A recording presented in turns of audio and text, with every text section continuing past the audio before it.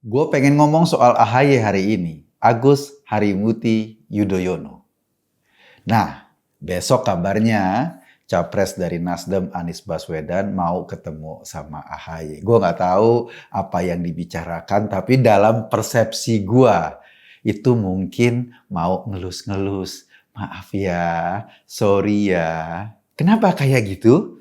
Harus soan, harus ngelus-ngelus, harus ngebaik-baikin karena memang pencapresan Anies oleh Nasdem itu sedikit banyak juga menohok loh bagi AHY.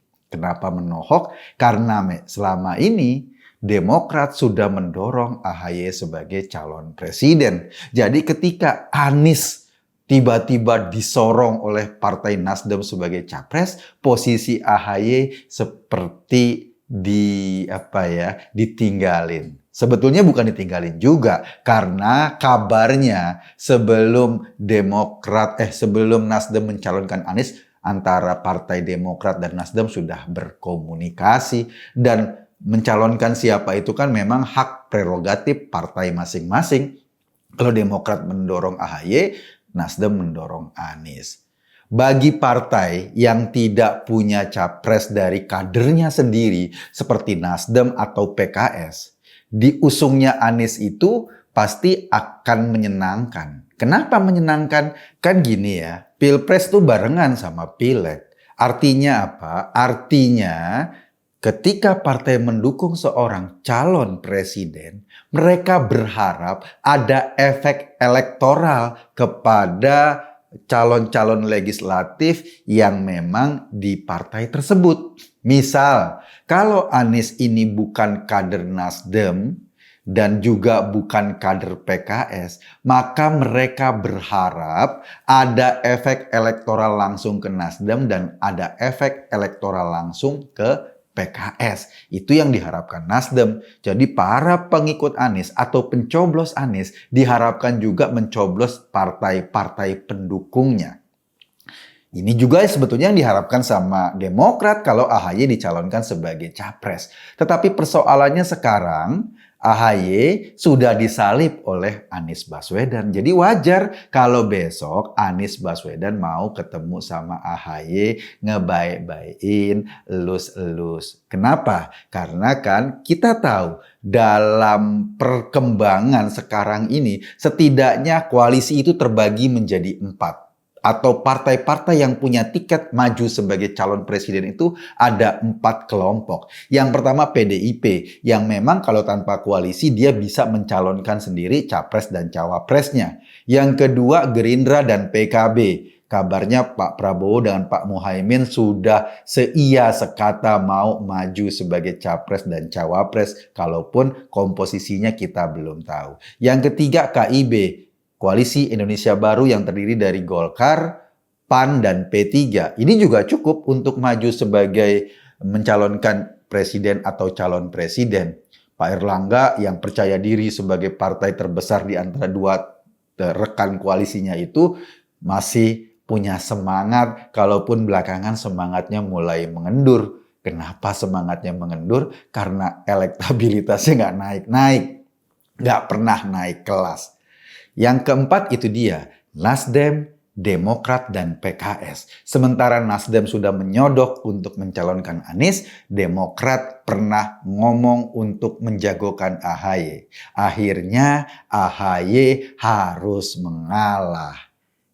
Sekarang sudah banyak tuh dorongan agar AHY bisa mendampingi Anies Baswedan sebagai cawapres. Mudah-mudahan agar apa? Agar koalisi ini tetap terjaga dan mereka punya satu tiket.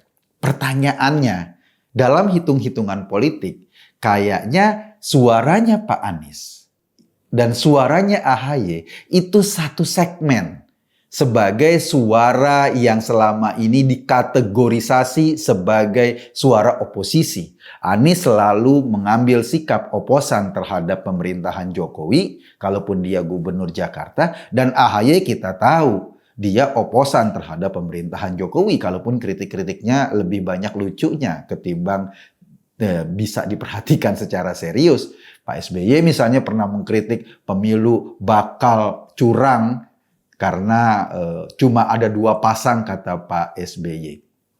Dan dia ngomong sebelumnya pada 2019 misalnya dia pernah ngomong, 2014 ya, 2009 maksud saya, dia pernah ngomong bahwa orang yang berkata atau menuding pemilu curang itu sebetulnya memang punya kebiasaan bermain curang. Jadi 2009 dia ngomong gitu, baru kemarin di 2022 dia juga ngomong sebaliknya, menuding Pak Jokowi akan melakukan atau menuding pemerintahan akan melakukan pemilu yang curang.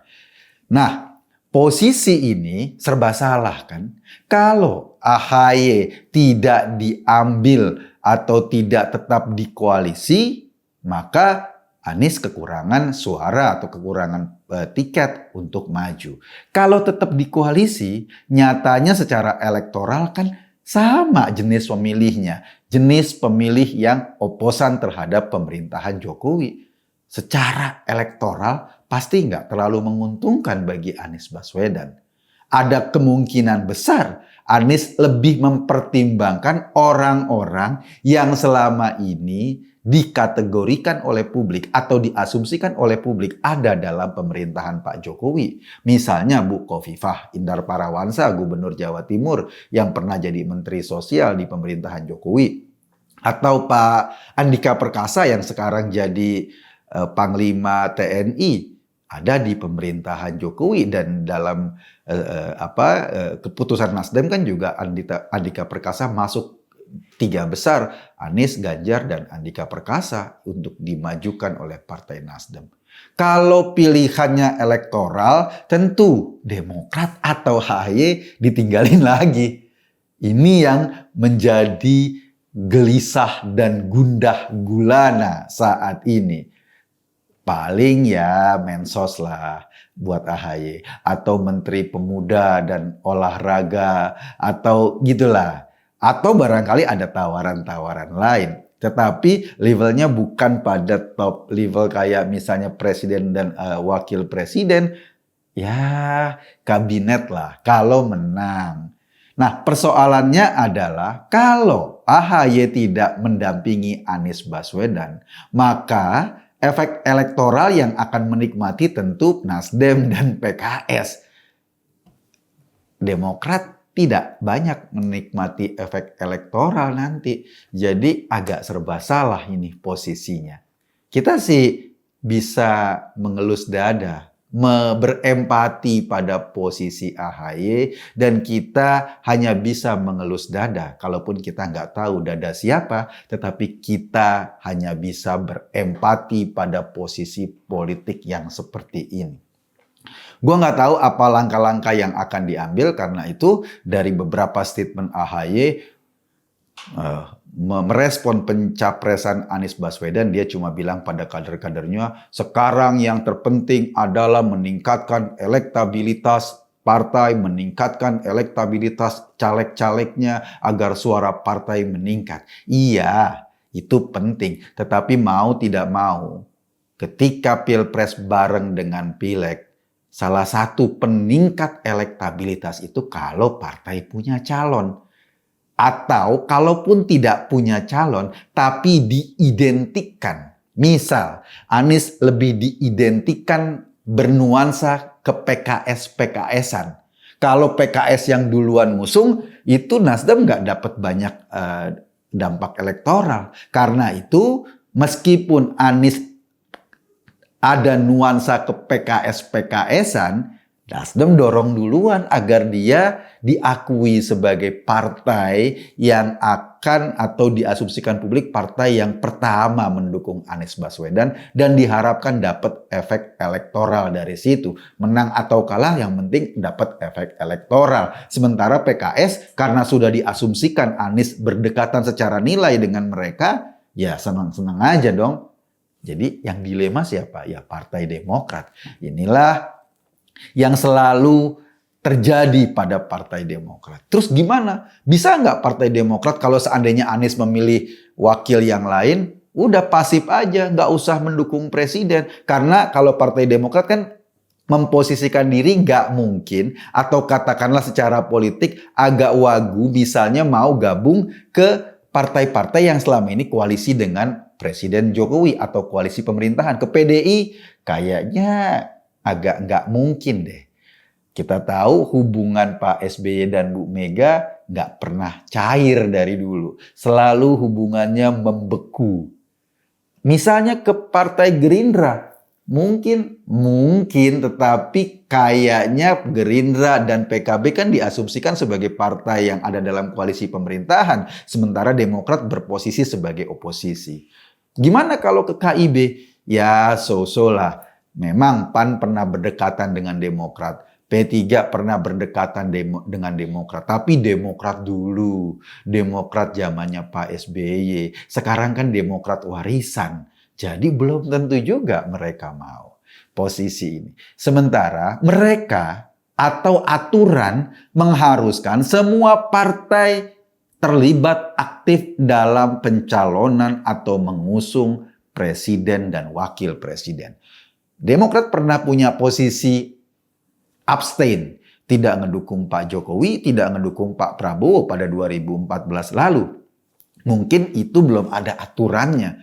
Kalau sekarang dia abstain, tidak dukung siapa-siapa, dia akan kena semacam sanksi. Nggak boleh lagi untuk ikut pilpres di pemilu yang akan datang. Rugi kan? Rugi banget. Jadi sekarang posisinya Demokrat dipaksa oleh keadaan untuk ikut tarian orang lain. Pak SBY dipaksa oleh keadaan untuk ikut tarian Pak Surya Paloh. Apakah akan nurut? Kita nggak tahu. Tapi kita lihat aja perkembangan berikutnya. Kita berdoa agar Pak AHY bisa berbesar hati melihat kondisi seperti ini dan posisi Partai Demokrat ya posisinya setengah kejepit, setengah menikmati. Gua Eko Gundadi hanya mengajak Anda berpikir, kesimpulannya ya terserah Anda. Terima kasih.